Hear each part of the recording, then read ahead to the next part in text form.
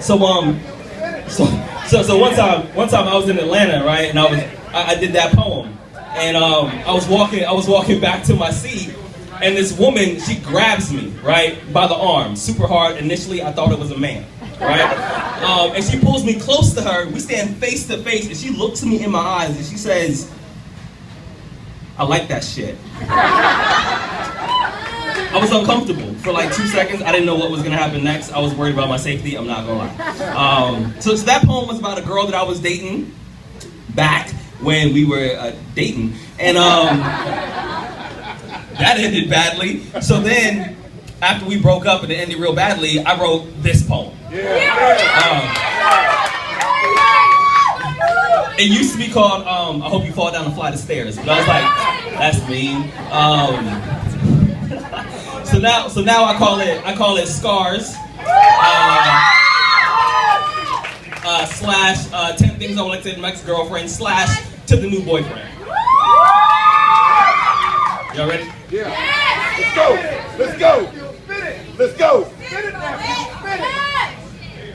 10 things I would like to say to my ex-girlfriend. 1, if I could, I would nail these hands to the edges of stars. I would sacrifice this body to the sky, hoping to resurrect as someone spiteful enough to not care about you so much. 2, staple me to a cross. Pierce my side with a broken promise, and I will bleed all the crippled reasons why you deserve one more chance. 3, loving you was the last thing I felt really good at. 4, you want to know how I got these scars? Well, I ripped every last piece of you out of my smile. 5, I whispered you stardust. 6, I spoke you into sunflower. 7, I dipped my hands in forever. I touched you infinity, treated you as if you were the last molecule of oxygen inside of a gas chamber. I was good to you. 8, you want to know how I got these scars? You see, I swallowed my pride. Then it clawed its way out of my mouth. 9, I realized I was never really your boyfriend.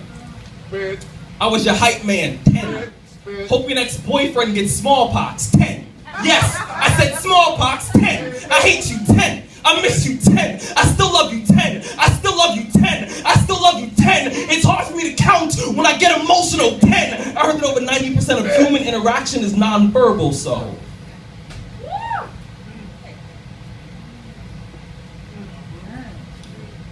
10, if I could, I would tie your arms to a daydream and then auction you off to my fondest memories. To the random dude who started dating my ex-girlfriend 2 days after we broke up, yes, I saw that shit on Facebook. Come on.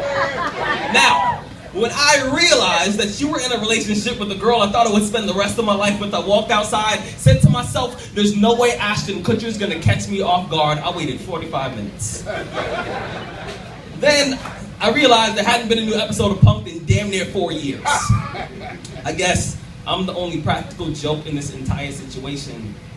1, the first time I saw you and her in a picture, I wanted to take my entire arm, shove it inside of the computer, and snatch the happiness right off of your face. 2, if I ever see you in the street, I'm probably gonna punch you in the throat. 3, I apologize in advance. And I know that it makes no sense to have this much anger toward a man that I've never met face to face, but my definition of love is being robbed in an alley 8 times in a row and hoping there's something about today that makes all of this different. There was nothing logical about cutting off the most important parts of yourself and then putting them inside of hands that shake, that tremble, that crack like a Haitian sidewalk. 4, there is nothing rational about love. Love stutters when it gets nervous. Love trips over its own shoelaces. Love is clumsy and my heart refuses to wear a helmet. 5, Cupid is fucking irresponsible. Cupid is fucking irresponsible. And I'm tired of him using me for target practice. 6, I was told time heals all wounds. But what exactly do you do on days when it feels like the hands on your clock have arthritis? 7, she always wore her heart on her sleeve, so tell me, why the fuck do you look so familiar? 8, I think I've seen you somewhere in her smile. I feel like I've heard your voice in her laughter. I bet if we dusted her heart for fingerprints, we would only find yours. 9, I have this envelope. It's full of all the butterflies I felt the first time she relaxed the Velcro on her lips and smiled in my direction. Most of them are still alive. I guess these belong to you too.